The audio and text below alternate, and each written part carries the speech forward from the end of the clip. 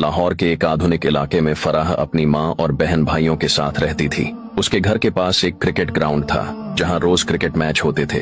Ground के साथ T जना नाम की एक जगह थी और वहीं पास से ट्रेन की पटरी गुजरती थी जहाँ हर थोड़ी देर में ट्रेनें दौड़ती थीं। वो रोजा तो रखती मगर सारा दिन मोबाइल पर लड़कों से बातें करने और गाने सुनने में गुजार देती। घर का कोई काम न करती और जब वालिद समझाते तो मजाक में टाल देती।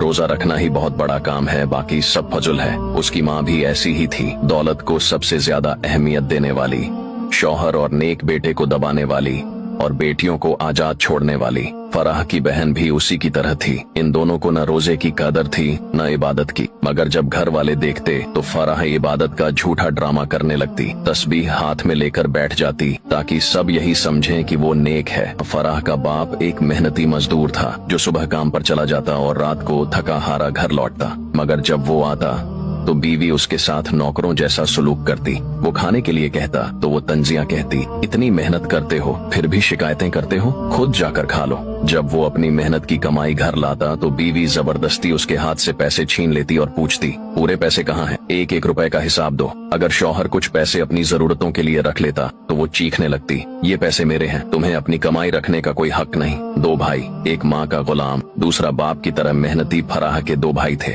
बड़ा भाई जो हमेशा माँ की बात मानता था, उसकी हर बात पर यकीन करता और घर की हर खबर जाकर माँ को बताता। अगर बाप या साजिद कोई बात करते या कोई रिश्तेदार आकर कुछ कहता तो वो फौरन माँ को जाकर खबर दे देता, अम्मी अब्बा ने आज ये कहा, साजिद ने ऐसे बोला, फलां रिश्तेदार ने ये कहा। माँ को उसकी यही आदत पसंद थी और वो उसे सबसे ज्यादा चाहती थी। लेकिन इस बड़े भाई को एक और जुनून था, क्रिकेट। वो हर वक्त क्रिकेट में गुम रहता, जहाँ जाता क्रिकेट क्रिकेट, बस क्रिकेट ही उसकी जिंदगी थी। घर में रहता तो टीवी पर क्रिकेट, बाहर जाता तो दोस्तों के साथ क्रिकेट, और अगर माँ उसे कोई काम कहती तो उसका एक ही जवाब होता, पहले मैच पूरा कर लूं फिर देखता हूँ। दूसरा भाई साजिद जो फराह से कुछ साल बड़ा था, अपने बाप की तरह मेहनती था, रोजाना मजदूरी करता, रात को थका हारा घर आता। वो न माँ का लाडला था न बहनों की तरह आजाद, बल्कि जिंदगी की सख्तियों का सामना कर रहा था। साजिद का निकाह हो चुका था और जब वो रात को आता तो थोड़ा सा वक्त निकाल कर अपनी बीवी से मोहब्बत से बातें करता, मगर माँ को ये भी बर्दाश्त न था। वो तंज के तीर चलाती, अब बीवी के बगैर 2 मिनट नहीं रह सकते।